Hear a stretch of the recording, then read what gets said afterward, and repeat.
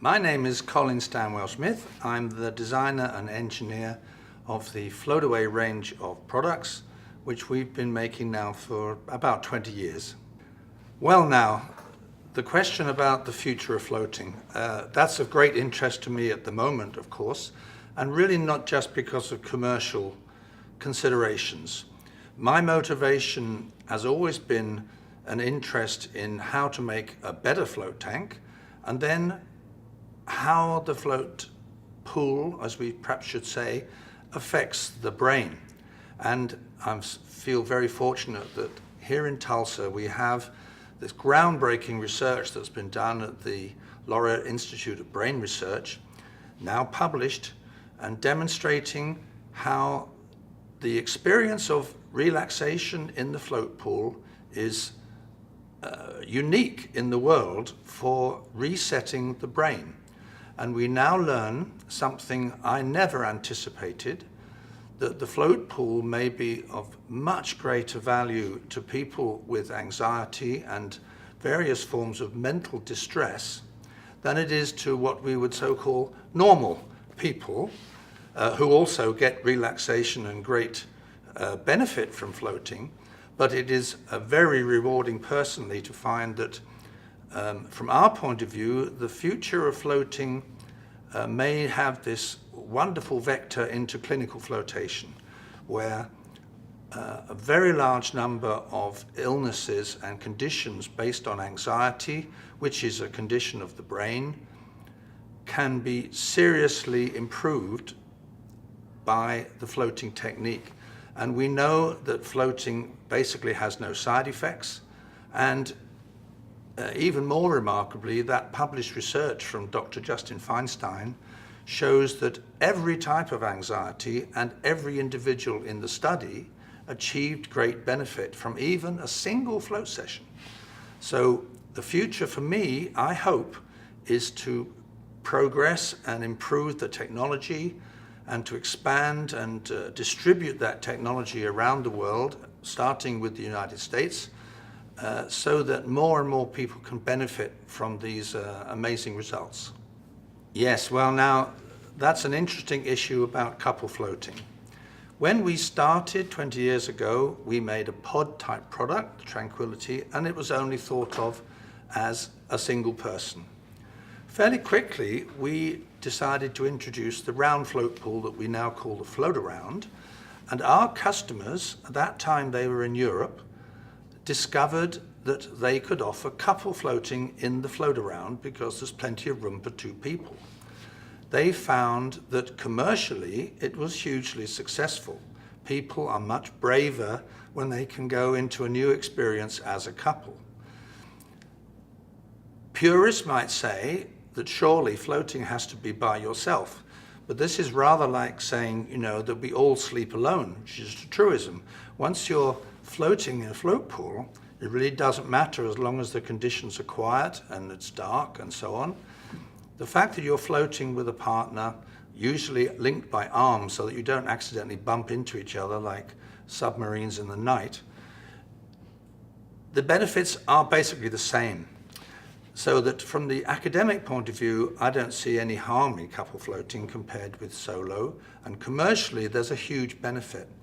Anybody operating a float center like here at H2Oasis, where you can have couple floating, will confirm that the couple floats are much easier to sell in the first place. They're popular, they go down well, they don't have any complications, therefore, from the commercial point of view, I see couple floating as hugely valuable for getting new people into this exciting therapy. What kind of people would floating benefit? I have to say, what kind of people would floating not benefit? That's a much smaller group. One of basically the problems, if you like, with floating is that it appears to have so many beneficial opportunities. Everything from the relaxation of anxiety that I mentioned to focusing for business-like considerations, for focusing before sport, for rest and recuperation after sport, for concentrating your mind on problems to hand, for dealing with swellings and joints because you get lymphatic flow, you get maximum blood oxygenation. There is so many good benefits. The small list of reasons why you might not want to float would include if you've got open cuts, anything like that, which can sting quite badly with the salt, or if you're feeling like you're going to throw up or something like that. I mean, it's a relatively small range of fairly obvious situations where floating is not going to be a good idea. There's an interesting example, for example, in pregnancy for women.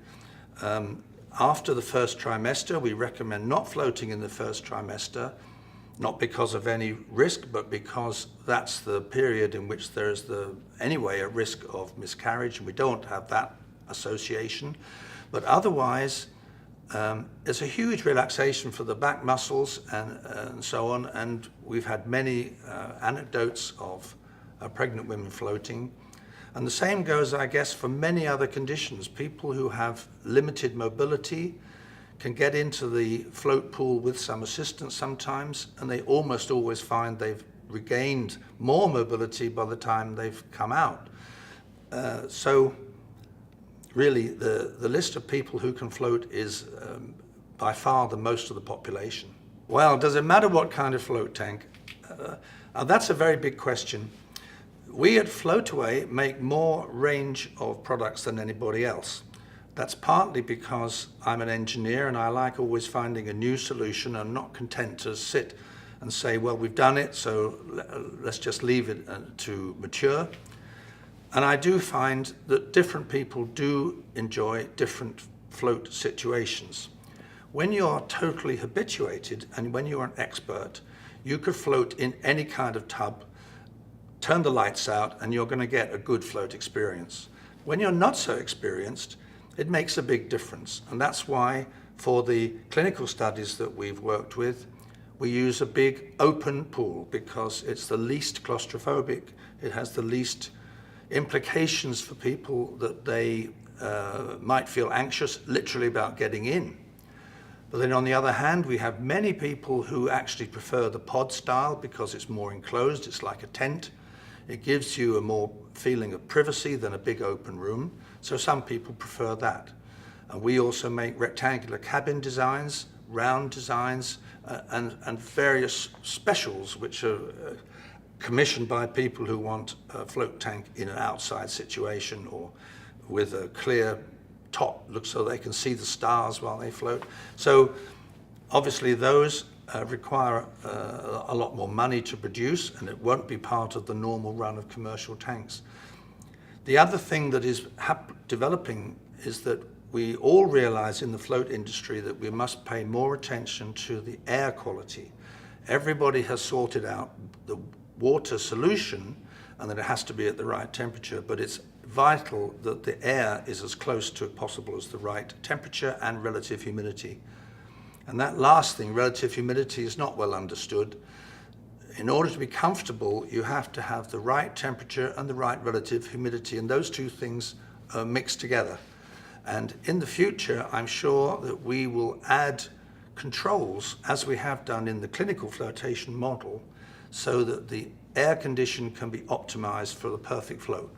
On the expansion of flotation, the model that when I started 20 years ago was very naive. It would be that all float tanks would be in private houses. I still see that actually as the ultimate, that the perfect place to have your float pool is where you live. You don't have to drive to it, get relaxed, and then drive away again. However, in the meantime, we have to accept that commercial floating is the way to go. I'm very hopeful that we'll see floating in the global spa industry, which is now called the global wellness industry, where the whole issue of relaxation and wellness is now the major selling point, and that's a completely perfect fit for flotation, because flotation is the ultimate relaxation, and we know now really does reset your brain, and it does it in a way that relaxing on a couch like this just doesn't do. So I'm hoping that that's another avenue which has not yet fully opened up to see spas having float facilities. And then in the end, I'm very hopeful that we'll see a big expansion of people having float pools in their own homes. And we want to be there when that happens too.